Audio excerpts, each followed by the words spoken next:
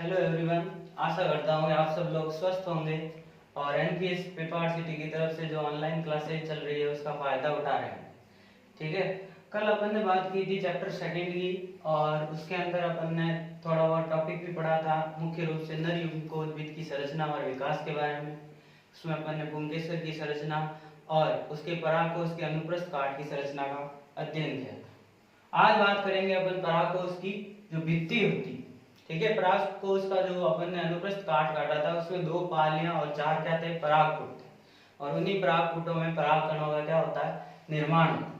तो आज अपन बात करेंगे जो ये परागकोश होता है उसकी भित्ति की संरचना के बारे में।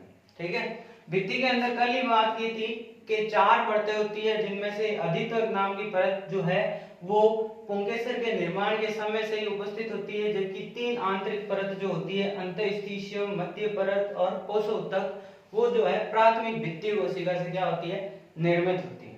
आज अपन इन चारों परतों का डिटेल स्टडी करेंगे। बात करते हैं परागकोश भित्ति की। तो इसके अंदर आपको 4 स्तर मिलते हैं। चारों में सबसे पहला अधित्वक, दूसरा अंतःस्थिशियम, तीसरा मध्य परत और चौथा कोशोतक, जिसे अपन दूसरा नाम देते हैं टेपिटम। अधित्वक की बात करें तो ये एक परत रूप में मौजूद होता है। कल भी बात की थी अपन ने, एक परत के रूप में मिलेगा। ठीक है, इसकी जो कोशिकाएं होती है चपटी और दीर्घित होती है। आप देख रहे होंगे इस चित्र के अंदर चपटी और दीर्घित कोशिकाएं किसकी है, अधित्वक की। और इसका जो मुख्य कार्य है क्या है, सुरक्षा का कार्य। सेकेंड जो स्तर होगा अपना जिसका नाम है अंतःस्थिशियम। ठीक है, ये भी एक परत होता है और जस्ट किसके नीचे, अधित्वक परत के अंदर की तरफ उपस्थित होता है। ठीक है, यहाँ पे जो कोशिकाएं होती है अधित्वक की अपेक्षा थोड़ी क्या होती है, मोटी होती है। ठीक है, और इन कोशिकाओं की जो स्पर्श रेखीय भित्तियां होती है उसके ऊपर अल्फा सेल्यूलोज की क्या पाई जाती है, रेशेदार पट्टियां पाई जाती है, जिनका आकार क्या होता है, यू आकार का होता है। ठीक है, इन पट्टियों की उपस्थिति के कारण ये कोशिकाएं किसकी, अंतःस्थिशियम परत की कोशिकाएं आर्द्रताग्राही प्रकृति की होती है। आर्द्रताग्राही का मतलब हुआ जब तक उसके अंदर जीवद्रव्य मौजूद है तब तक तो वो क्या होगी, टर्जिड या स्फीत अवस्था होगी। जैसे जीवद्रव्य कम हुआ तो उसके अंदर शुष्क होने पर उसके अंदर तनाव या दबाव उत्पन्न होगा, जिससे परागकोश का क्या होगा, स्फुटन।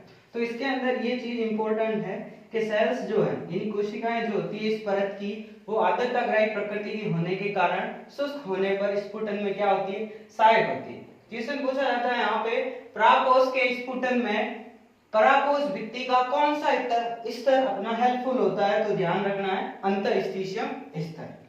ठीक है, तीसरे स्तर की बात करें जिसका नाम है मध्य परत। ठीक है, एकमात्र ऐसा स्तर जो एक परतीय नहीं होता, 2 से 3 परतें मिलती है। यहाँ पे भी आप देखोगे 1, 2 और 3 परत इसमें दे रखी है, ध्यान रखना 2 से 3 परतीय। यहाँ पे भी कोशिकाएं अधित्वक के समान चपटी और दीर्घित होती है और इनका मुख्य कार्य भी क्या है, सुरक्षा का कार्य है। आगे बात करते हैं चौथी परत जो कि सबसे इंपॉर्टेंट है। ठीक है, जिसका नाम है कोशोतक या टेपिटम। तो यहां से आप गिनना स्टार्ट करोगे बाहर से अंदर की तरफ, तो सबसे आंतरिक परत जो होगी वो कोशोतक या क्या होगी, टेपिटम। ये भी एक ही परत के रूप में मौजूद रहती है और इसकी जो कोशिकाएं हैं वो बहुकेंद्रकीय होती है। बहुकेंद्रकीय का मतलब क्या हुआ कि एक कोशिकाओं में एक से अधिक केंद्रक मौजूद होंगे। ठीक है, तो यहाँ पे हो गया सबसे आंतरिक स्तर और बहुकेंद्रकीय कोशिकाओं से निर्मित। चौथा स्तर जो है कोशोतक, उसका जो प्रमुख कार्य है, इसके कार्य से संबंधित भी क्वेश्चन पूछा जाता है। इसका कार्य क्या है, स्टार्टिंग में जो लघु बीजाणु मात्र कोशिकाएं निर्मित होती है और उसके अंदर अर्धसूत्रीय विभाजन से जो लघु बीजाणु बनते हैं उन दोनों को पोषण प्रदान करने का कार्य कौन करता है, कोशोतक। नाम ही है कोशोतक, कार्य क्या है, पोषण प्रदान करना। किसको, लघु बीजाणु मात्र कोशिका और परिवर्तनशील लघु बीजाणु। ठीक है, आगे चलते हैं।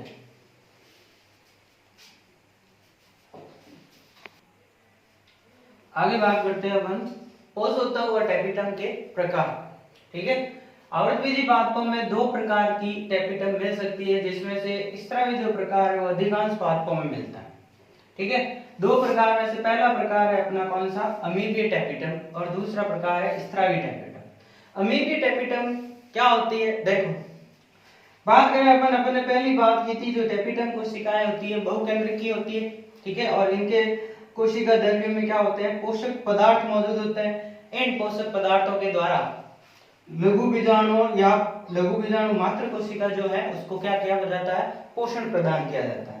ठीक है, तो अमीबीय प्रकार की जो टेपिटम कोशिकाएं होगी उसका ध्यान रखना है, उसके अंदर वाली जो भित्तियां हैं, आंतरिक भित्ति है, वो क्या हो जाती है, घुलित हो जाती है, जगह जगह से क्या हो गई, घुलित होने की वजह से इन कोशिकाओं का जो कोशिका द्रव्य है कहाँ आ जाएगा, बाहर पराग गुहा के अंदर, जहां पे पहले से ही परिवर्तनशील क्या मौजूद है, लघु बीजाणु। इसी कोशिका द्रव्य में क्या मौजूद होगा, अपना पोषण उत्तक। इसी से क्या होगा, ये पोषण उत्तक जैसे ही पराग कणों या लघु बीजाणुओं के संपर्क में आएगा तो उससे क्या मिल जाएगा, उसको पोषण मिल जाएगा। तो यहाँ पे ध्यान रखना है, इसकी जो भित्ति है वो घुलित होती है।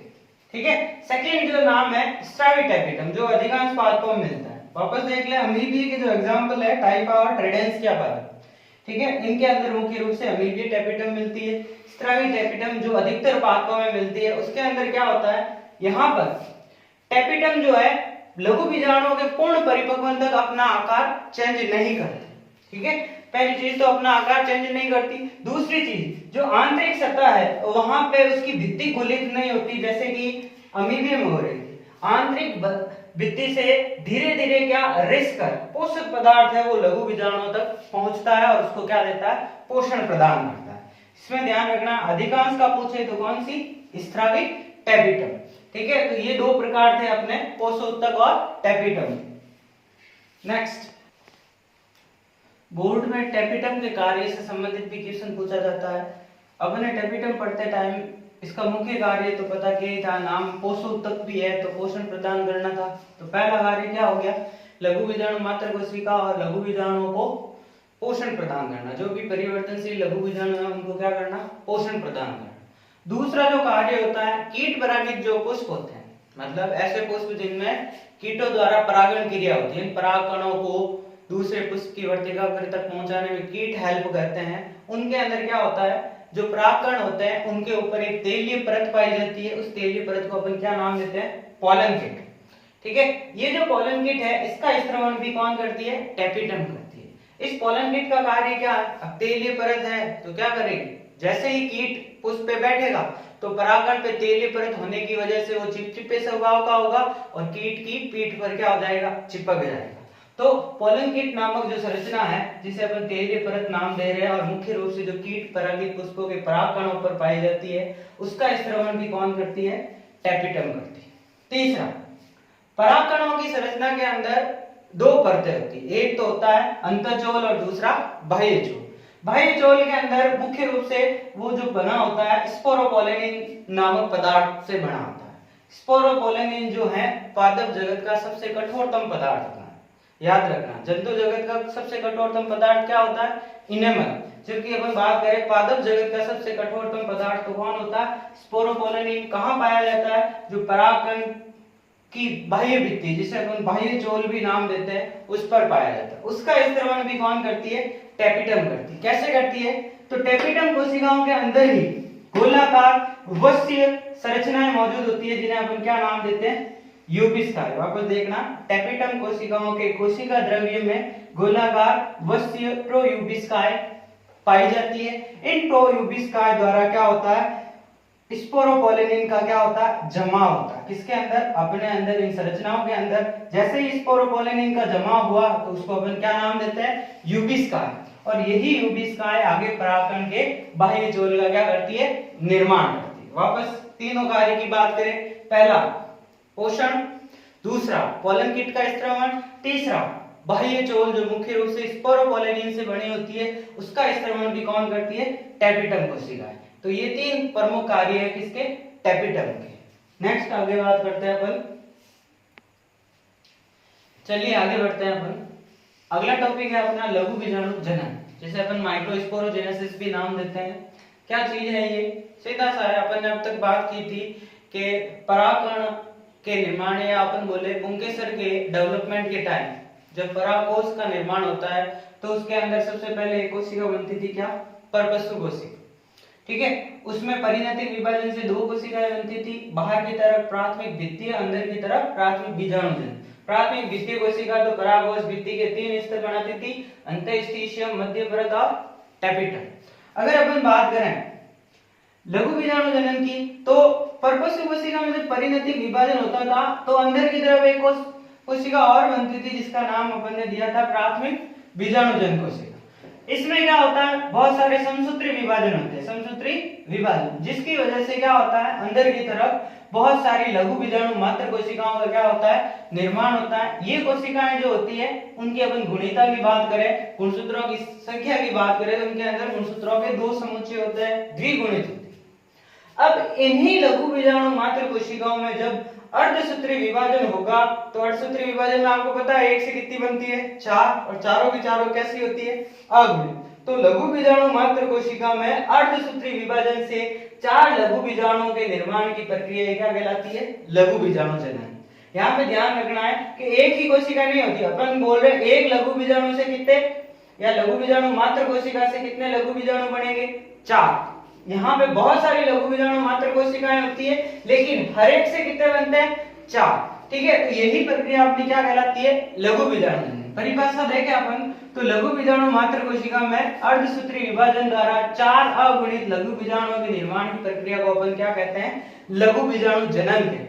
नाम इसो करा जनन, निर्माण होना किसका, लघु बीजाणु, किससे, लघु बीजाणु मात्र कोशिका में अर्धसूत्री विभाजन से। ठीक है, चलो इसकी डिटेल स्टडी करते हैं।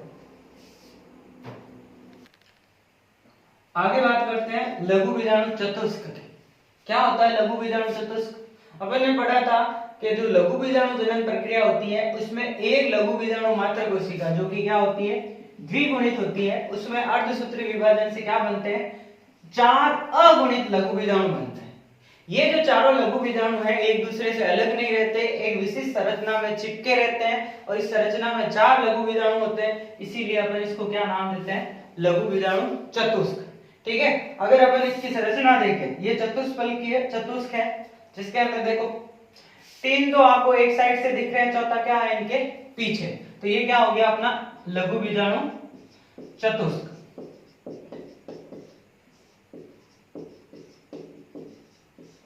आगे अपन बात करेंगे लघु बीजाणुओं के जो चतुष्क है उनमें लघु बीजाणुओं की व्यवस्था के आधार पर ये चतुष्क कितने प्रकार के होते हैं। तो बात करते हैं लघु बीजाणुओं के चतुष्क की।